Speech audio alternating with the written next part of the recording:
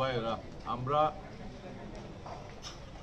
দেশ নেতা সবার প্রিয় জনাব তারেক রহমান এবং আমাদের প্রাণপ্রিয় নেত্রী বেগম খালেদা জিয়ার নির্দেশে ত্রাণ নিয়ে সারা বাংলাদেশে হাজার হাজার লক্ষ লক্ষ নেতাকর্মী ছুটে যাচ্ছে।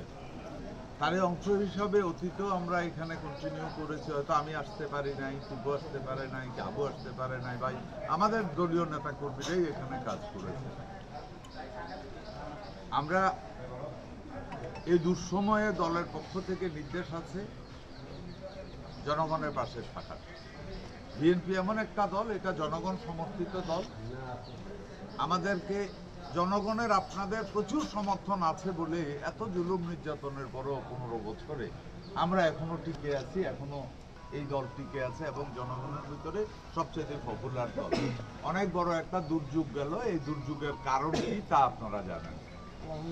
এটা মানব সৃষ্ট দুর্যোগ, অতীতে এই ধরনের ঘটনা কোনোদিন হয় না। তো এই মানব সৃষ্ট দুর্যোগ যে এই যে আমাদের উপরে জুলুম নির্যাতন, এটা আজকে না, বহু বছর ধরে করে আসতেছে। এখন এটার থেকে বাঁচার জন্যই ছাত্র জনতা এদেশের সমস্ত মানুষ মিলে ওই সরকারের পতন ঘটাইছে। এখন এই দেশটাকে আমাদেরকে তৈরি করতে হবে, গুছাইয়ে উঠাইতে হবে। উঠাইয়ে যদি হয়, এই যে আজকের এই বন্যায় যারা আক্রান্ত হয়েছে তাদের কাছে আমরা সবাই মিলে যেমন করব, তেমনি যে কোনো লোক, প্রতিটা মানুষের জন্য প্রতিটা মানুষ, এই মানসিকতা নিয়ে আমাদেরকে সামনে আগায় যেতে হবে এবং আমাদেরকে প্রতিজ্ঞা করতে হবে, যদি এই দেশকে আগামী প্রজন্মের জন্য সত্যি একটা সুন্দর দেশ করতে হয়, আমাদেরকে প্রতিজ্ঞা করতে হবে আমরা অন্যায় নিজেরা করব না, অন্যদেরকে করতে উৎসাহিত করব না।